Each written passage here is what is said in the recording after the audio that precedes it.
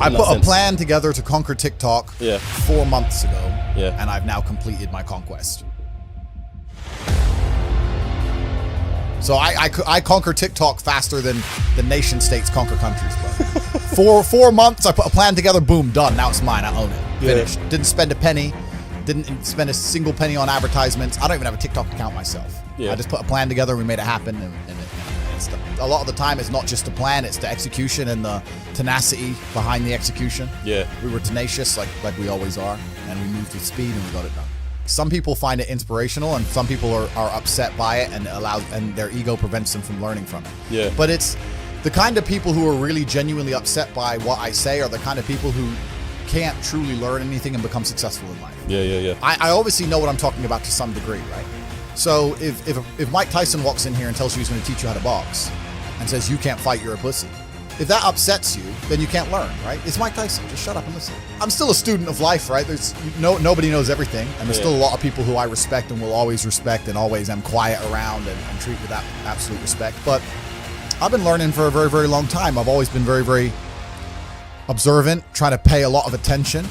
And life really doesn't have to be that complicated. When you see somebody that has something you want, you just got to try and work out how they got it. And that's the missing part. Most people see people with things they want, and they don't do the second half. They don't try and work out how they got that thing.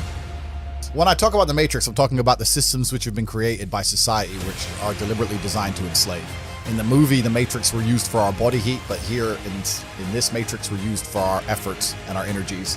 And you're existing inside of a system which is deliberately rigged to make the rich richer and for the poor to stay poor. You can sit there and get upset about it. You can sit there and cry about it and say the system needs to change, which is what some people do, socialists, XYZ. But I think I know that's a waste of time, right? That's futile. The best thing to do is to understand the rules of the game and find a way to win.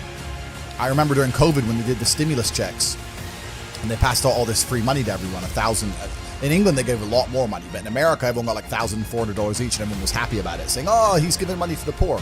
Yeah, but what do those poor people spend that money on? So, yes, the game is rigged. Yes, the rich are always going to get richer. Yes, the poor are always going to struggle. And that's the way the game is set up, so you still need to find the best move on the chessboard. There's no point sitting there saying, I want to play a different game, because that's never going to happen. Because the people with the money are the people who have the control, and they have the power, and why would they have the game set up any other way? Why would they change it? Right? It's also the basic of economics. I think a lot of people don't understand the true basics of economics, and the basics of economics state that even giving money to the poor, it ends up back in the hands of the rich. There's no way to stop the rich getting richer. I've already explained this before. Well, Amazon stock tripled because they all went to Amazon. So Jeff Bezos got richer, right? But the fact is that there's less companies than there are people. All those $1,400 checks amongst all those people at the bottom ended up in the hands of a few companies, and the rich got richer, and you can't stop it. Doesn't matter if those people invested their money, doesn't matter if they bought stocks, doesn't matter if they bought crypto, doesn't matter if they bought a house, whatever. The people who have the assets and have the companies and have the control are always going to end up getting control of the currency, and they're always going to be richer. So that's kind of how it works. And it's getting worse and worse. You have to be positioned to take advantage of opportunities. It's like in chess, they say good moves come from good positions. It's true. You can't find a good move from a terrible position, right? If you're sitting at home with no money, it's hard to invest in Bitcoin at $1. Doesn't matter what it goes to, right? You got to be in a good position to take advantage of things. You've always got to be in a position where you have a good network, you have good information, you have some kind of liquid money, you have the ability to survive without that money, you can take a risk. Like, it's hard to set yourself up. I'm in a position now where I'm in the NBA. I'm an NBA player. I can never go broke again. I always knew that the Matrix existed, and I always knew that the traditional systems, even when I was going to school and they're sitting there going, you're not going to get a good job if you don't get good grades, I was the one sitting there going, you're a liar, shut up. I just knew the teacher was lying. I knew school was bullshit. I knew college was bullshit. I knew university was a lie. I always knew it was a trick and a con. I didn't truly understand things to the level I understand them now, but I had an intrinsic understanding, and I think everybody does. I think everybody knows that the system and the path they lay out for you is not a path that's going to lead to where you want to be.